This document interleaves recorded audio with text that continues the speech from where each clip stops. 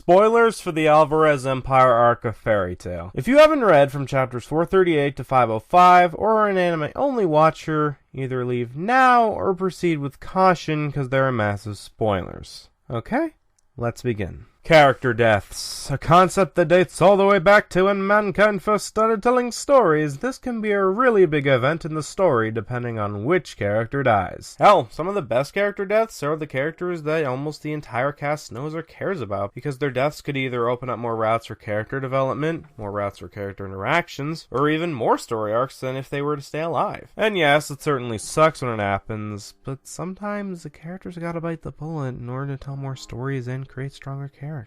Too bad Hiro Mashima forgot about that when writing the Alvarez Empire arc for Fairy Tail. I could easily write up a whole list of my problems with the Alvarez Empire arc, but today I want to focus on a problem that started at the end of the Endless arc, but became a major problem to me when chapter 488 was released. Reviving the dead characters and doing nothing with them, and fake out deaths. Let's tackle the first point. At the end of the Endless arc, Lizana Strauss was brought back into the main Fairy Tail universe after it was explained that when she was accidentally killed by her brother, the Endless version appeared and switched places. So instead of the main universe Lizana dying, it was the Endless version. So what's the problem, you might be asking? Well, the problem I had with it was that she hardly did anything in terms of the plot after she was revived. Seriously, aside from fan service, Lizana really hasn't done much in terms of the overall plot. So if she hasn't done much in terms of the plot, let alone get much character development, I have to ask, why bring her back to life? Hell, Fairy Tail already has a big enough cast as is. Why add another character in the mix that won't do much? I thought this would be the worst Hiro would do as a writer, but then I saw him pulling fake out deaths left and right in this current arc, and I just freaking lost it. And before I continue, I just want to say that I hate fake out deaths. I hated it when it happened to Walking Dead's Glenn. I hated it when Kishimoto did to Obito numerous times in the final arc of Naruto, etc.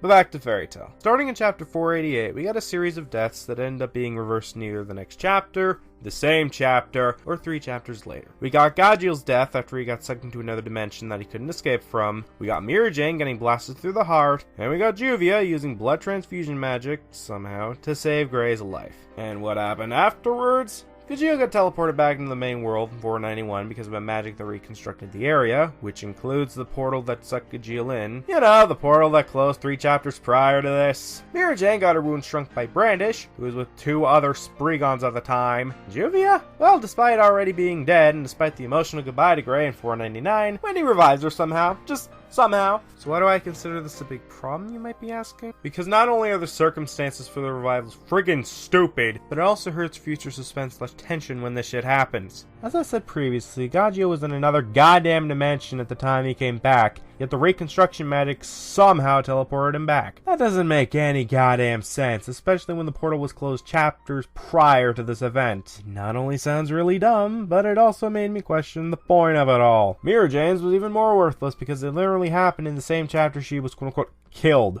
What was the point? Hell, if anything, I could see more reasons to keep her dead than to keep her alive. Her death could have inspired Fairy Tail to fight harder, especially her 2 siblings, since she was a major member of the guild. Hell, those 2 siblings could have gotten character development out of this. But no, Hiro. Wasting pages is clearly the better alternative, clearly. And as for Juvia, this death felt wasteful on 2 fronts. First front being that all her death had on Gray was boom, anger power. A big freaking whoop.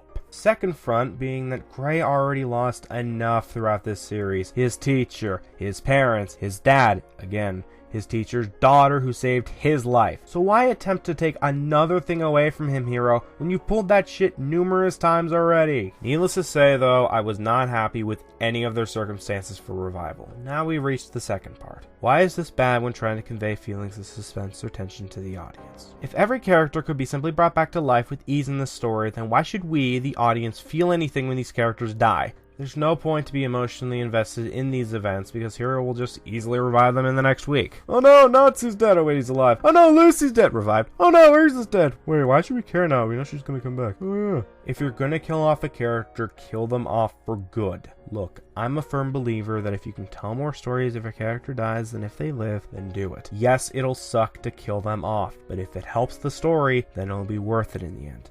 One defense that I've heard from fans about this whole thing is that Hiro wants a happy ending for his series. Okay, that's fine, but does he have to pull these fake outs to accomplish it? Hell, I'm not even saying he has to kill off all the main characters. That's ridiculous and it would alienate his readers. But what I am saying is that it's okay to kill off some characters. Hell, even those associated with the mains like Carla, Leon, and Lizana, and still have a happy ending. I hate to take a page out of someone else's book, but I agree with Don Bluth's philosophy on happy endings. You can have dark stuff in the story, but as long as there's a happy ending at the end, kids, or in this context readers, it'll make up for all the dark stuff that the readers had to endure to get to this ending. It's okay to take risks in the story. It's okay to kill off characters, especially if it helps the story. If you want to kill off, say, Makara, because there's a lot of potential story arcs under development that can be created because of this, take it. Which leads into the recent event in chapter 505. Makarov is quote-unquote dead. I'm going to cover this quickly because I've been rambling on for way too long on this. Look, if he lives, I won't be surprised one bit. That is all I have to say on this, so thank you all for watching, and have a great day.